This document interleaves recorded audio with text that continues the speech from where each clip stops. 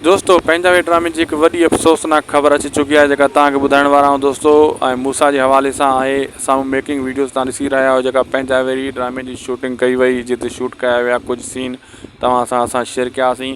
दोस्तों अॼु वरी हिकु बहितरीनु ख़बर आई आहे। उहा ख़बर कहिड़ी आहे, उन खां पहिरियां नंढिड़ो अर्ज़ु कंदुसि, महिरबानी करे हिन उदासी टीवी यूट्यूब चैनल खे दोस्तों ज़रूरु सब्सक्राइब लाइक शेयर करे छॾिजो।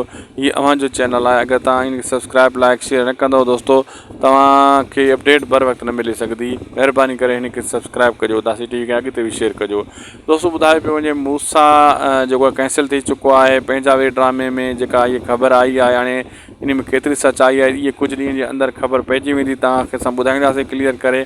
पर फ़िलहालु एतिरो ॿुधायो आहे त मूसा पंजाबी ड्रामे में कोन आहे, कैंसिल थी चुको आहे। जी हाँ दोस्तों, मूसा पंजाबी ड्रामे में न हूंदो। इरफान शेख, होॾो जेको आहे हाजन तीवणो उर्फ़ यानी सिजावल ख़ान, ज़ाहिद सिद्दीकी, मतिलबु ॿिया सभु अदाकार तव्हांखे ॾिसण वटां मिलंदा। मूसा जी एंट्री फ़िलहालु कैंसिल थी चुकी आहे। मथां अॻिते एंट्री थिए त पोइ उहा ख़बर तव्हांखे ॾींदा रहंदासीं। बहरहाल हीअ वॾी ख़बर आई आहे जेका तव्हां सां शेयर करे रहिया आहियूं। इन में अला करे कूड़ हुजे, सचाई न हुजे, पर 50% पक आहे त मूसा हिन ड्रामे में न आहे पंजाबी में। इहो वरी ॾुख जी ख़बर मां तव्हां शेयर करे रहियो आहियां, छो तव्हांखे सभु खां वधीक मूसा जो इंतज़ारु हुयो। हाणे चंद ॾींहं जे अंदरि बक़ाया अपडेट पक करे तव्हांखे ॿुधाईंदुसि। फ़िलहालु एतिरो असांखे ख़बर मिली जेका तव्हां सां शेयर कईसीं। मूसा पंजाबी ड्रामे में मुश्किल ॾिसण वटां तव्हांखे मिले।